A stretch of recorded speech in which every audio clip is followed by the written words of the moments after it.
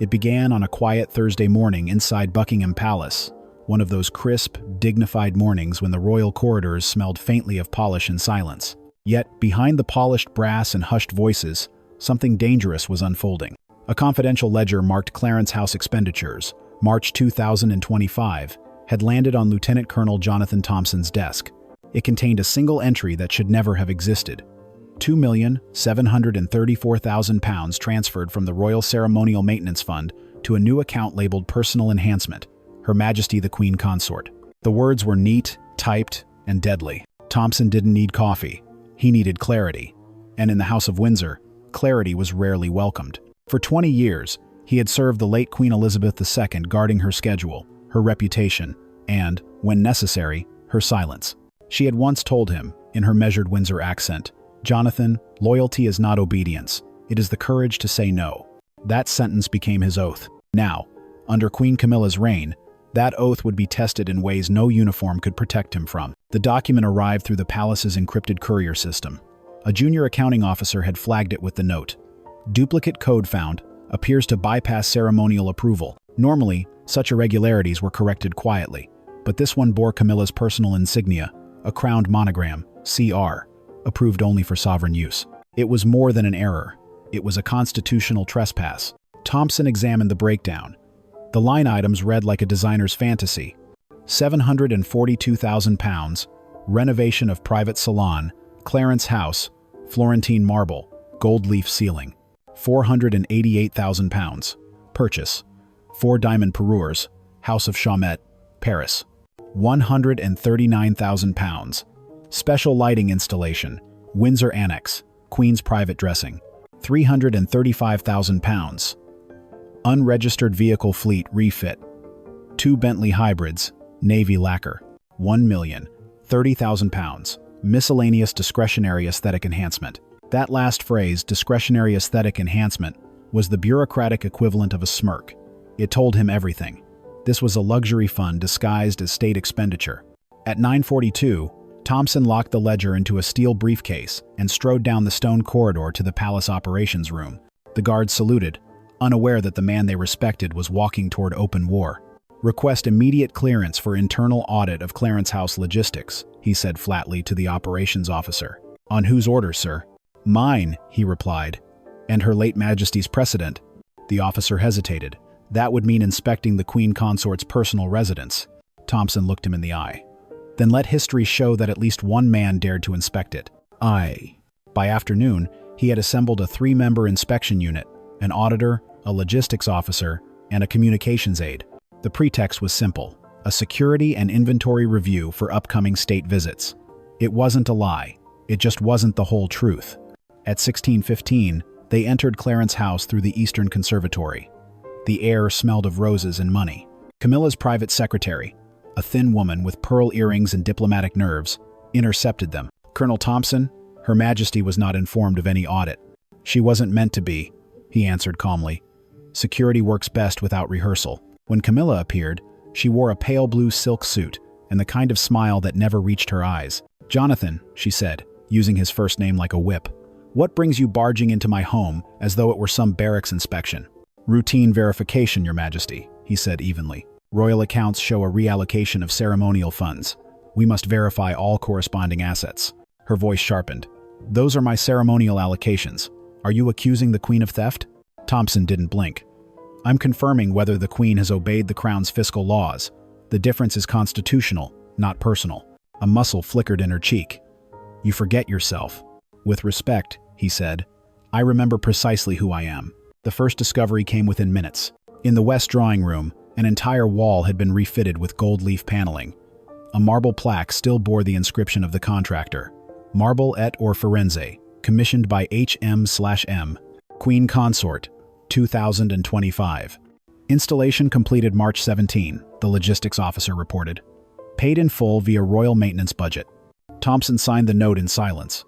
In his mind, every gold vein on that marble was a crack in the monarchy's moral armor. Next, the jewelry case. 6 velvet boxes lined with white silk, each containing a diamond or sapphire set, none listed in the official royal inventory. The receipts were inside a trail from Chaumet and Boucheron, totaling £488,000, billed to the ceremonial wardrobe account. "This is state money," whispered the auditor. "You can't even bill a uniform repair without 3 signatures." Thompson's jaw tightened. "Document everything, no exceptions." "I'll load." In a side chamber, Camilla's private dressing salon, they found what finally turned suspicion into evidence.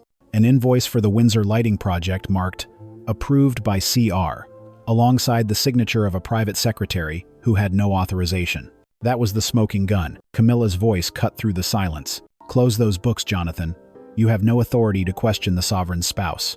Thompson looked up from the invoice, calm as stone. "With respect, Your Majesty, the sovereign's spouse has no authority to sign crown expenditure. Only the sovereign, or his appointed chancellor, may do so." "Do you mean to humiliate me in my own residence?" "I mean to protect the crown from humiliation outside it." Camilla stepped closer, her perfume sharp as threat. "Do you realize, Colonel, that I could have you reassigned to ceremonial stables by tomorrow?" He smiled faintly, the kind of smile that had once disarmed generals. "Then I shall polish the saddles with conscience, Your Majesty. At least they shine when light touches them." She froze, offended, incredulous, helpless. For the first time in decades, someone had spoken to her as if the crown on her head was made of paper. By the time Thompson left Clarence House at 1932, the evidence file contained 47 pages of receipts, transfer logs, and images enough to trigger a formal inquiry. He sealed it with the crimson stamp of the Palace Audit Office, "Confidential, to His Majesty the King." As his car rolled through the gates, he looked up toward the twilight sky above London, where St. James's spire pierced the fading light. "Loyalty is not obedience," the Queen's voice echoed in his mind. "It is the courage to say no." He had said no, and tomorrow, the kingdom would feel what that word meant. The morning after the audit, a storm gathered not in the skies above London, but in the gilded corridors of power. Clarence House had gone quiet, like a beast licking its wounds. But within Buckingham Palace, word of Lieutenant Colonel Jonathan Thompson's findings was already rippling through the layers of rank, tradition, and fear. At 7:14, the sealed dossier arrived in the King's private study. Sir Alistair Pembroke, Lord Chamberlain, placed it before King Charles III, who stared at it as though it were a ticking device. "It's from Thompson," Sir Alistair murmured. "Stamped under direct audit authority. The numbers are impossible to ignore." King Charles, pale and drawn from a restless night, said nothing. He tapped the seal with his ring finger twice before breaking it. 20 minutes later, his aide-de-camp found him still frozen at the second page. Eyes narrowed at a line that read, £488,000 misallocated for jewelry acquisitions, under Ceremonial Code 0113, unauthorized by either the Crown Accounts Office or the Royal Chancellor. By midday, Camilla was summoned to a closed meeting. She did not arrive humbly. She entered with her chin high, and her voice clipped, trailed by her private secretary and a team of legal advisors. "I will not be dragged through some petty inquiry like a common debutante," she hissed to her aide. "If they're looking for drama, I'll give them one." Inside the King's council chamber, Charles sat flanked by the royal comptroller, the Chancellor of the Duchy of Lancaster, and Princess Anne, who had insisted on attending.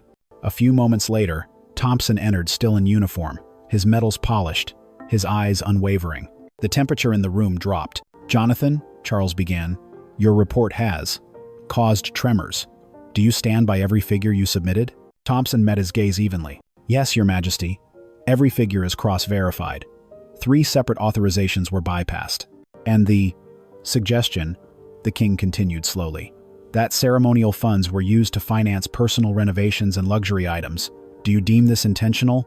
Thompson didn't blink. "It was deliberate. The use of Code 0113 is restricted to ceremonial uniforms, crowns, and sovereign-related regalia. None of the expenditures meet that definition. And the signature used for authorization does not belong to a recognized crown signatory."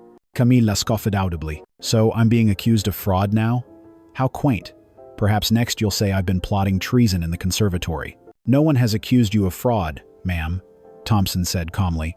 "But the records speak for themselves." "You insolent little soldier," Camilla snapped. "You serve the monarchy, not dictate it." "I serve its integrity," he replied, "which outranks any crown worn without honor." There it was. Silence fell like a sword. Anne's lips twitched, not in amusement, but in restrained approval. "Well said," she murmured. That evening, the palace walls shook, not from cannon fire but from whispers. Senior staff were divided. Some feared a constitutional scandal if the media caught wind. Others, particularly those loyal to Queen Elizabeth's memory, believed this reckoning was long overdue. In the private wing, Princess Catherine stood by a window at Kensington Palace, her phone in hand, reviewing the report forwarded by a discreet aide. William, pacing behind her, frowned. "Camilla won't go down quietly," he muttered. "She'll claw through anyone who dares touch her status." Catherine didn't look up. "Thompson didn't do this for ambition," she said softly. "He did it because it was right." William nodded, his voice low. "Then we'll protect him." The backlash began within hours. Royal Press Office leaks suggested Thompson had overstepped his authority and was being reassigned to a ceremonial post in Balmoral. The Daily Sketch published a headline, "Queen embarrassed by rogue colonel." But not all media played along. The BBC, breaking with protocol, aired a segment titled, "Audit Trail Points to Misuse of Funds Palace Silent." Public reaction was swift. Online forums exploded with fury. "She was never our queen," read one viral comment. "Bring back Elizabeth's men. They had spine." Within 48 hours, a petition to retain Thompson's position gathered over 250,000 signatures. At a secret internal meeting, Sir Alistair leaned in toward the king. "Your Majesty, we have two options. Dismiss Thompson and risk public revolt, or quietly phase Camilla's access to ceremonial budgets and let this pass without louder scandal." Charles, exhausted, sighed. "I am the king, Alistair, and yet I feel more like a prisoner in my own court." "Then perhaps it's time to ask," Anne interjected coolly from across the room, "which prisoner has the keys?" At Kensington, Catherine made a quiet move. She requested Thompson to oversee the security coordination for her next solo diplomatic trip to Geneva, an honor traditionally reserved for the most trusted personnel. It was subtle, but clear. Camilla noticed. "She's placing him in her circle now," Camilla muttered to her aide. "The soldiers becoming the face of their new court." The aide didn't answer. He didn't have to. Meanwhile, Thompson remained silent to the press. He did not defend himself. He did not retreat. Instead, he returned to his desk at Horse Guards Parade, polished his boots, and typed a single line in his weekly report. Duty performed. The truth filed, awaiting further orders. He knew that loyalty had a price, and he was ready to pay it twice, if needed. They didn't remove him, not officially. But in the days following the audit scandal, Lieutenant Colonel Jonathan Thompson became a ghost in the halls he once commanded. His name was quietly omitted from briefings he had led for years. Assignments were redirected. Invitations to state functions once automatically addressed to him vanished. In palace circles, this wasn't punishment. It was an exile without a destination, and everyone knew where it came from. Queen Camilla had not forgotten, and she would not forgive. In the blue drawing room of Clarence House, Camilla sipped from a crystal glass and watched as her press secretary read the morning coverage. Support for Thompson remains unusually high. Even BBC commentators are calling him the last soldier of Elizabeth. There's a photo of him with the Queen from 2019 going viral. Very iconic. Camilla's lips tightened. "Then bury him in ceremony. Strip him of meaning without stripping the uniform. If we cannot remove him, we make him irrelevant." Her plan began quietly. A scheduled security briefing with the Lord Chancellor was reassigned to a junior officer.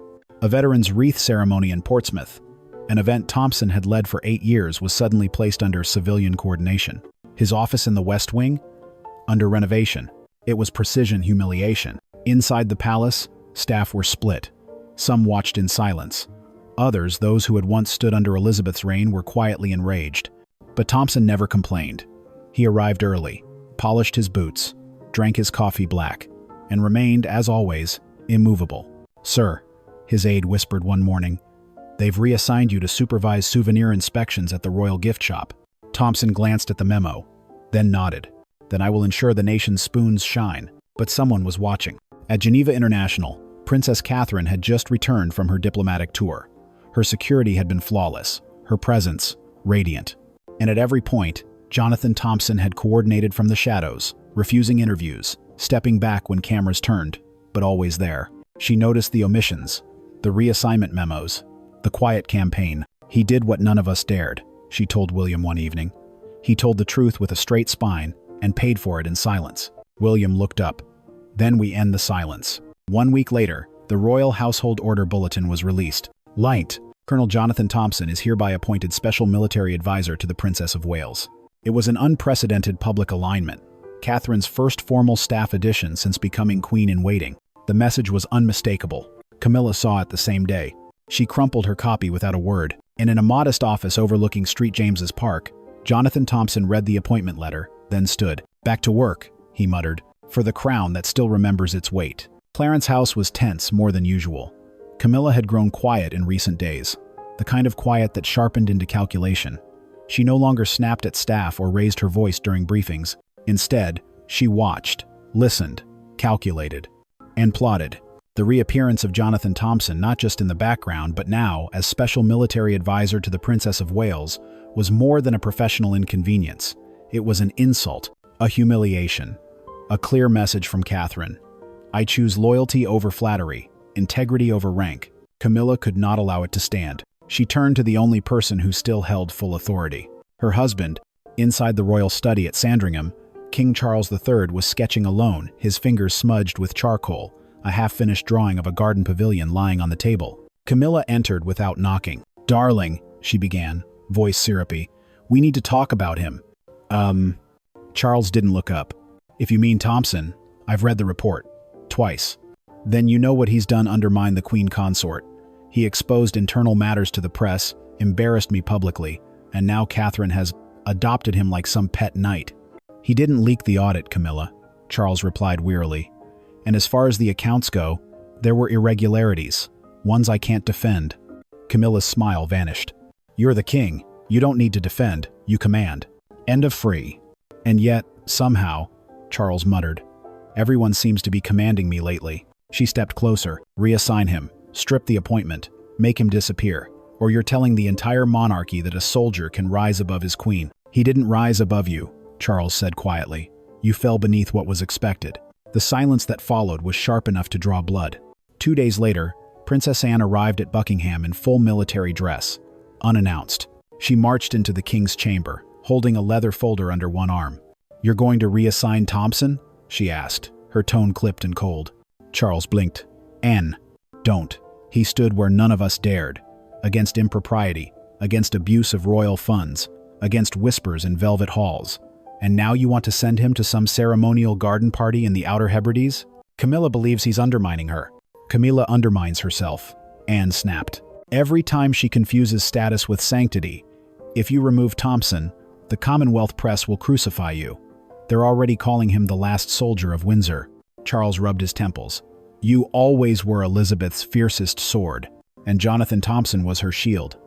And I will not let you break him because someone got too comfortable misusing public funds to buy a sapphire bathtub." Charles exhaled slowly. "Is that confirmed?" Anne tossed the folder onto his desk. Receipts, photos. The infamous invoice from the Windsor Annex. Gold-plated clawfoot tub, imported, item value, £118,600. The king sank into his chair, older by the second. Word came that Camilla had scheduled a private audience with the Privy Council, citing concerns about military overreach. It was a bold move, dangerous, and potentially catastrophic. What she didn't anticipate was leakage. A junior aide, disgusted by the maneuver, forwarded the internal memo to Kensington Palace and the Telegraph. Within 12 hours, a headline scorched across British media.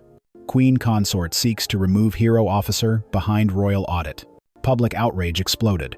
Over 1.3 million signatures appeared on a petition titled, "Protect Lieutenant Colonel Thompson, Defender of the Crown." Palace switchboards were flooded. Social media lit up. Veterans groups across the UK posted solidarity statements. One retired major even wrote, "If Thompson falls, then there is no place left for honor in this kingdom." Through it all, Thompson never wavered. When asked by aides if he would respond to the campaign against him, he replied, "The queen I served is gone, but her code remains. Let others break themselves trying to rewrite it." He kept working, reviewing Catherine's travel security, coordinating armistice ceremony formations, updating palace readiness logs, and on one particularly cold morning, Catherine herself arrived at his office unannounced. She placed a small box on his desk. "It belonged to her," she said softly. "The last letter opener Elizabeth used. She always said you were the sharpest edge in the room." Thompson didn't speak. His throat was tight. He opened the box and found it. A slim silver blade with the Queen's crest engraved at the hilt. The Privy Council quietly cancelled the hearing. The press cooled. The King's inner circle shifted. Camilla's political standing shrank subtly, but decisively. Weeks later, at a remembrance service at Westminster Abbey, Thompson walked behind Catherine and William, dressed in full regalia. He stood beside them during the hymn. He bore no sword, no medals, only the Queen's silver blade, resting quietly in his jacket pocket. And when the final trumpet sounded, he stood still unshaken while Camilla passed by, her eyes flitting toward him in defiance. He never looked back, because some men don't need titles. They have duty. In the weeks that followed the failed Privy Council ambush, Queen Camilla disappeared from public engagements. Officially, she was resting and recalibrating her schedule. Unofficially, she was licking wounds behind velvet curtains. But Camilla was not the type to vanish quietly. She still had allies in the press, donors with influence, and a flair for optics when it served her cause. And so, she planned her counterattack not with policy or protocol but with a performance. The Royal Children's Trust Gala at the Royal Opera House was announced with little warning. Camilla positioned herself as the sole patron, bypassing the usual involvement of the Prince and Princess of Wales. Her staff arranged full media coverage, a red carpet arrival, and even a pre-recorded interview with BBC4 titled, "Still Standing, A Queen's Duty in Difficult Times." To her loyalists, it was a comeback. To everyone else, it reeked of damage control in a tiara. Inside Kensington Palace, Princess Catherine reviewed the gala announcement with cool detachment. Thompson stood beside her, arms crossed, reading the press briefing over her shoulder. "She's going all in," Catherine murmured, "trying to reclaim moral ground through charity. She's using sick children as her redemption tour," Thompson replied, stone-faced. "And yet the cameras will cheer." "Ah!" Catherine turned, eyes sharp. "Unless we give them something else to focus on." Without fanfare or press release, Catherine organized an unannounced visit to Street Bridget's pediatric oncology ward. A quiet place, rarely televised, but deeply respected within royal circles. She brought no makeup artist, no entourage, no lighting crew. Only one person accompanied her, Lieutenant Colonel Jonathan Thompson, dressed not in full uniform, but in his simplest ceremonial blues. There were no reporters, but there were phones. And within minutes, social media flooded with images of Catherine kneeling beside a bald girl, reading The Tale of Peter Rabbit, while Thompson stood nearby, holding the child's IV bag with the patience of a saint. A single photo went viral. Catherine and Thompson smiling at a row of children holding paper crowns they had made. The caption read, "This is the royal family we trust." The night of the gala arrived. Camilla stepped out of her limousine in a deep emerald gown, and the Greville tiara once favored by the Queen Mother. Flashbulbs lit the air. Cameramen shouted her name. She smiled, waved, and ascended the steps like a monarch returning from exile. Inside the Grand Hall, speeches were scheduled. The Queen's team had prepared a segment where Camilla would speak about overcoming institutional misunderstanding and reclaiming one's voice. Subtle jabs at recent events, cloaked in compassion. But 15 minutes before she took the stage, the crowd stirred. Not because of her, but because Princess Catherine had just entered quietly through a side entrance, wearing a navy blue silk coat and no jewels at all. By her side, Jonathan Thompson, holding a stack of donation letters in his gloved hands. There was no press release, no announcement, but the guests noticed, the donors noticed, and the BBC, already filming, pivoted their cameras subtly toward Catherine. Camilla saw it from backstage. Her face tightened. "Why is she here?" she hissed to her aide. "It's unannounced. We weren't informed." "Of course we weren't," she spat. "This is a siege." When Camilla stepped up to the podium, the applause was polite but distracted. Phones were still buzzing with news of Catherine's hospital visit hours earlier. A young violinist in the crowd had even paused mid-scroll to whisper, "She brought the soldier, the one who saved the royal audit." Camilla cleared her throat and delivered her speech. It was graceful, rehearsed, but the words felt hollow in the wake of Catherine's raw authenticity. "Resilience," she said, "is about reclaiming one's space when misunderstood." From the back row, Thompson remained still. He didn't flinch, but Catherine saw the subtle tightening of his jaw. Later that night, as guests mingled, a private donor, Lady Armitage, a longtime supporter of the late Queen Elizabeth, approached Thompson directly. "I knew your face from the Jubilee," she said softly. "Her Majesty trusted you." "It was an honor, ma'am," he replied, voice quiet. She pressed something into his hand. A check for £150,000, made out to the Queen's Legacy Fund, a new initiative Catherine had just launched completely independent of Camilla's charities. "We follow the crown," Lady Armitage said, "but we invest in its integrity." From across the room, Camilla saw the exchange. She didn't say a word. She simply turned away, and for the first time that evening, her smile vanished completely. Back at Kensington, Catherine and Thompson debriefed quietly over tea. "You never spoke tonight," she noted. "Didn't need to," he answered. She smiled. "Some men carry the monarchy in silence. Others try to drown it in jewels." He nodded once, then reached into his jacket and pulled out the folded donation letter from Lady Armitage. "The Crown still speaks, ma'am, even when it whispers." "Aye?" In the next morning's papers, the headlines were split. Some praised Camilla's elegance and poise. Most focused on Catherine's spontaneous hospital visit and the mystery officer by her side. Only the Times said what many dared not print. In a battle between performance and principle, the princess and the colonel reminded Britain what royalty once meant. For weeks after the gala, Queen Camilla's presence continued to fade, not by decree, but by design. Her appearances grew fewer. Her voice, once dominant in palace meetings, was met with polite nods and muted silence. Even her closest staff now double-checked with Kensington before approving her speeches, a quiet acknowledgement of where the true influence now resided. The monarchy hadn't formally changed hands, but its center of gravity had shifted and everyone felt it. In the House of Windsor, power doesn't fall. It drifts until it finds a steadier vessel. Unwilling to fade into irrelevance, Camilla made one last attempt to regain control. She proposed a new initiative, the Royal Heritage Reinvention Project, a sweeping program that would modernize royal properties and ceremonies to reflect the spirit of the new era. The subtext was clear: strip away the legacy of Queen Elizabeth II, replace tradition with theatricality, and dilute the influence of those who still carried her memory, especially Jonathan Thompson. But this time, her proposal reached the desk of William and Catherine before it ever reached the king. They read it in silence. "She's trying to erase the pillars," Catherine murmured. "Then we show her what's unshakable," William replied. The opportunity came days later, on the anniversary of Queen Elizabeth II's accession. A special ceremonial review of the Queen's Guard was scheduled at Windsor Castle, an event steeped in history, honor, and protocol. Thompson, by all assumptions, would not be involved. His name wasn't on the original assignment. But when the brass gates opened that morning, the soldiers in red tunics aligned not to the Queen Consort, but to a slim figure in blue uniform, bearing the silver insignia of the late Sovereign's Guard commander. Jonathan Thompson had been reinstated by personal request of Princess Anne, and endorsed silently but unmistakably by William. When the crowd noticed him leading the guard's inspection, cheers broke protocol. "That's him," a boy said to his mother in the front row, "the soldier from the picture with the princess." Later that evening, Camilla received an envelope at Clarence House. It bore the insignia of the Princess of Wales, and inside it was a single letter typewritten, precise. Asterisk. "Your initiative to reinvent royal heritage has been reviewed and respectfully declined. The crown must evolve, but not by severing its roots. Her Majesty Queen Elizabeth II built a monarchy of service, duty, and quiet strength. That legacy will not be rewritten. Lieutenant Colonel Thompson remains a guardian of that legacy. His post is not up for negotiation. Asterisk. Princess Catherine of Wales." Camilla said nothing. She folded the letter and tucked it into the fireplace, but the flames took longer than usual to catch. The next morning, Thompson stood alone in St. George's Chapel. No crowds, no cameras, just silence, and the crypt of the Queen he once served. He removed his gloves, bowed his head, and whispered, "Your Majesty, I kept the line." Then, from his coat pocket, he removed the silver letter opener Catherine had given him, the last one used by Elizabeth, and laid it on the marble beside the inscription, "Duty done."